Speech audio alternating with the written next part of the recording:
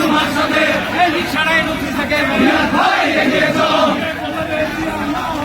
সারা বাংলায় কে বলে কেউ নয় আমরা আছি তোমার সাথে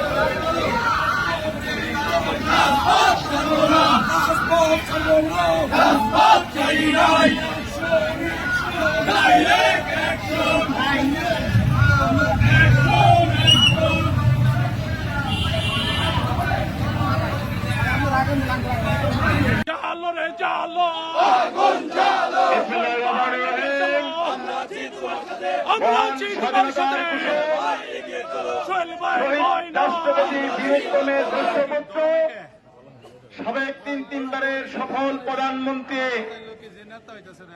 আমাদের প্রিয় নেত্রী দেশনেত্রী বেগম খালেদা জিয়ার জ্যেষ্ঠ পুত্র এদেশের সবচেয়ে বেশি জনপ্রিয় মানুষ যে আমাদের বিএনপির ভারপ্রাপ্ত চেয়ারম্যান জনাব তারেক রহমানের আজ কারামুক্তি দিবস।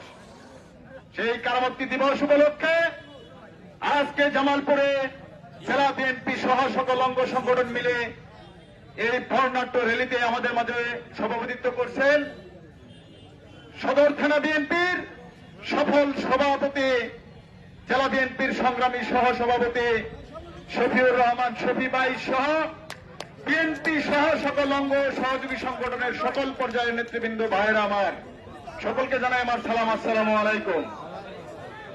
সংগ্রামী নেতৃবৃন্দ, আমাদের প্রাণপ্রিয় নেতা জনাব তারেক রহমানের 17তম কারামুক্তি দিবস আজকে আপনারা লক্ষ্য করেছেন, দেখেছেন, এ দেশের সকল মানুষ দেখেছে আমাদের প্রাণপ্রিয় নেতাকে সেই সময় কি পরিমাণ নির্যাতন জুলুম করা হয়েছিল তার উপর। সংগ্রামী নেতৃবৃন্দ, আজকে বাংলার জমিনে তার আমরা প্রত্যেকটি কষ্টের প্রত্যেকটি নির্যাতনের বিচার চাই।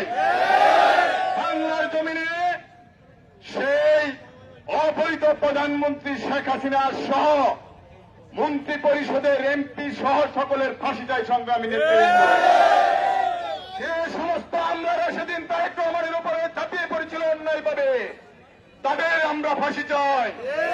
আমাদের প্রিয় নেতা, আমাদের নেতা জনাব তারেক রহমান এদেশে ফিরে বেশ আগামী দিনে অল্প কিছুদিনের মধ্যে ফিরে আসবেন ইনশাআল্লাহ।